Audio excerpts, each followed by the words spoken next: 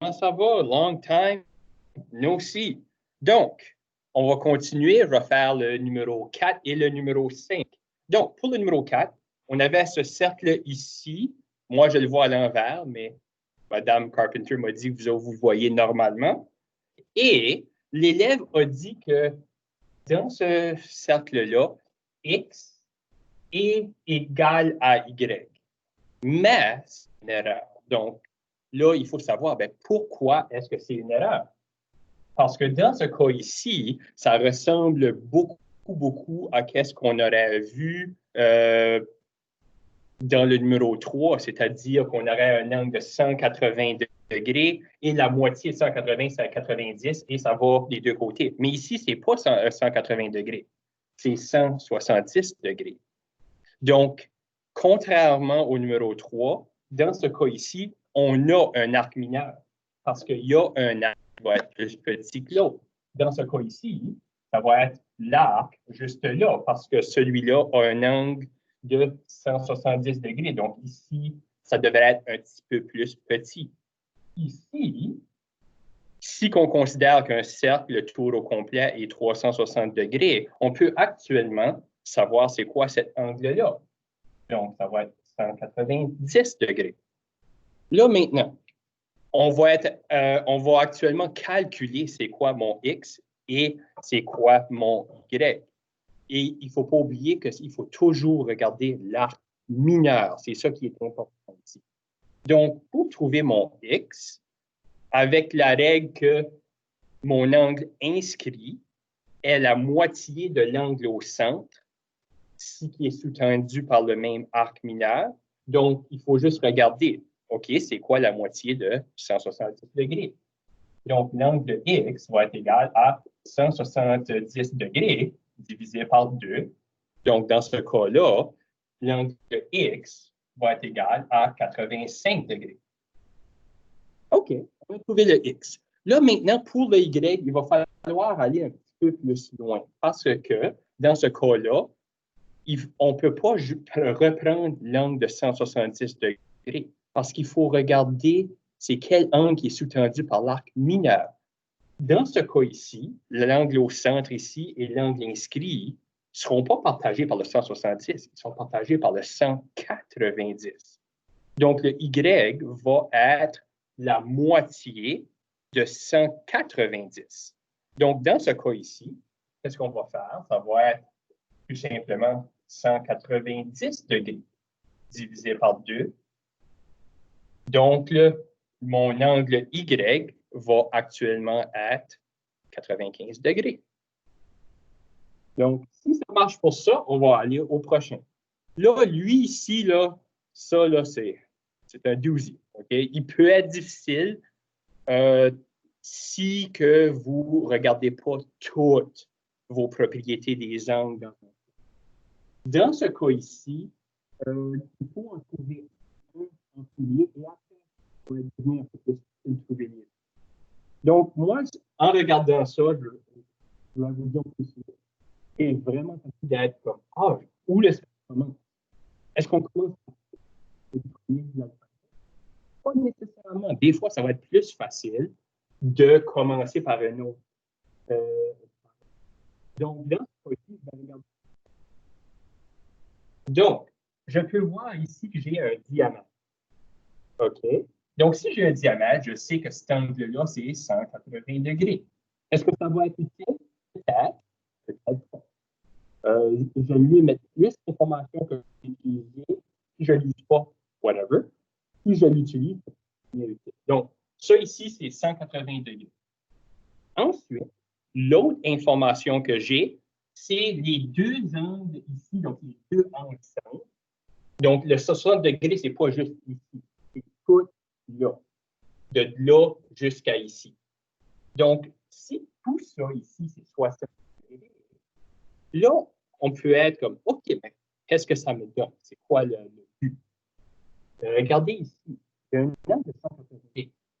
Et ici, cet angle de 180 degrés-là, c'est un angle au centre. Donc, ici aussi, c'est 180. C'est juste pas écrit là à cause dans le chemin.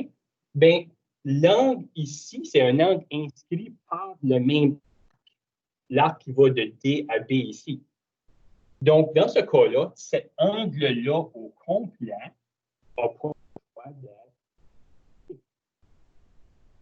Là, vous allez me dire, ben, ce n'est pas un angle qu'on a besoin, mais en cause du 60 degrés, c'est en cause que je sais que tout ça, c'est 90 degrés et que je sais que l'angle ici et là, ensemble, c'est 60 degrés. Donc, si j'enlève 60 degrés de 90 degrés, donc mon angle Y n'aura pas le choix d'être le reste, c'est-à-dire 30 degrés.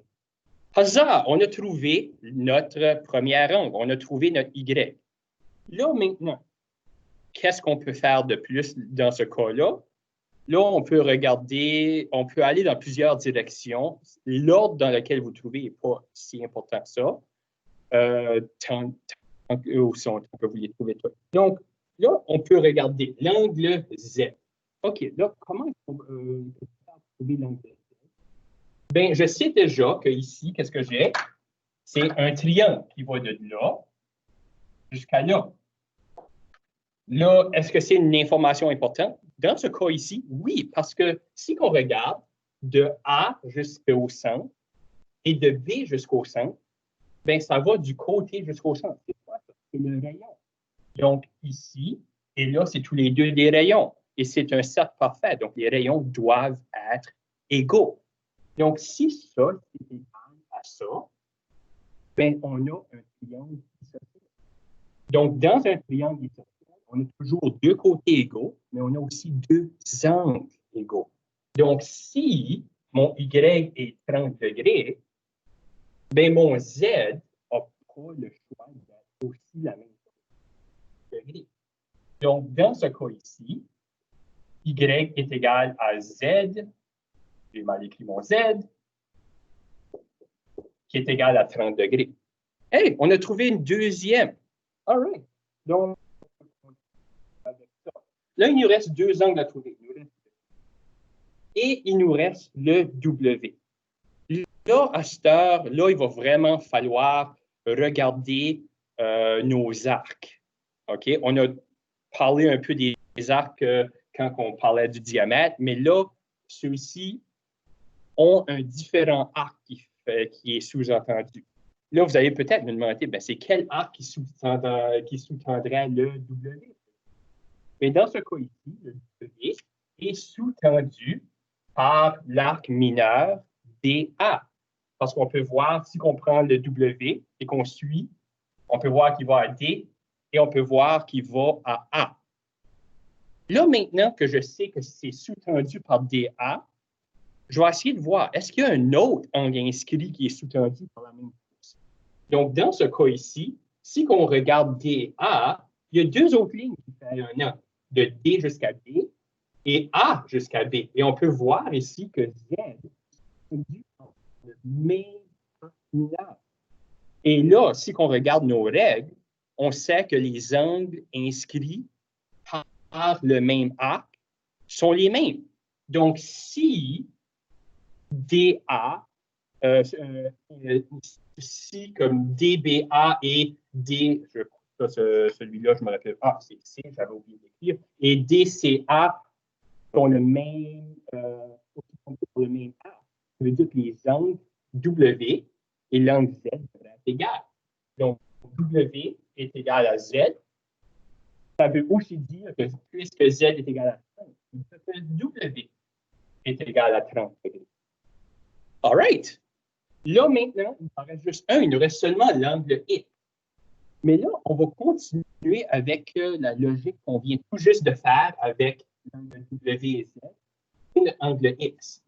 Parce que notre angle X, si vous regardez, il est sous-tendu par le même arc que l'angle W.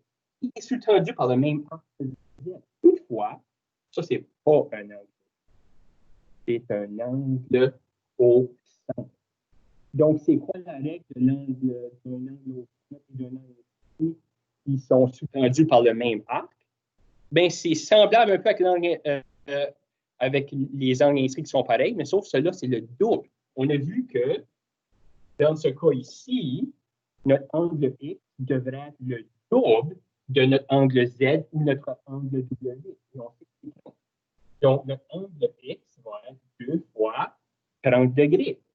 Donc, notre angle X va être 60 degrés. Et là, maintenant, on a trouvé tout ce qu'on a besoin. Donc, juste pour ramener ça tout ensemble, on a trouvé notre angle Y en utilisant notre angle de Poisson. Et en utilisant les règles quand on est coupé exactement en deux par un diamètre. Donc, ici, c'est 90 degrés moins de 60. On a trouvé notre Y. Après ça, avec les règles d'un triangle isocèle, on a pu trouver notre Y. Et avec les angles inscrits par le même A, en cause sont égales, on a trouvé notre W. Et en cause que le X est sous-tendu par le même A que Z et W. Et c'est un angle qui va être 60. Et voilà.